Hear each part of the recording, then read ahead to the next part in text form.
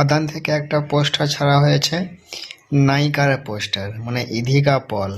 এই নায়িকাটার পোস্টার ছাড়া হয়েছে, এই মাত্র আমি দেখলাম। এবারে ক্যারেক্টারটার নাম হচ্ছে লতিকা বলে নাম এই ক্যারেক্টারটা, ঠিক আছে। কেমন হয়েছে পোস্টারটা, ইনোসেন্ট একটা নায়িকা, ইনোসেন্ট নায়িকা এরকম মনে হলো, মানে ইনোসেন্ট ভদ্র মেয়ে, বুঝতে পারছেন এই ক্যারেক্টারটা, মানে ইনোসেন্ট ভদ্র মেয়ে। এইবারে পোস্টারটা তো খুবই সুন্দর হয়েছে।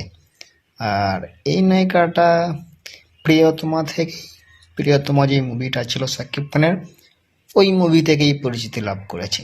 তারপরে ডাইরেক্ট এই খাদানে কিন্তু চান্স পেয়েছে। এই মেয়েটার দুটো সিনেমা, এর আগে একটা প্রিয়তমা মুভি ছিল শাকিব খানের সাথে, আর এই খাদান এই চলছে, মানে এর লাইফে দুটো সিনেমা এ করছে, ঠিক আছে।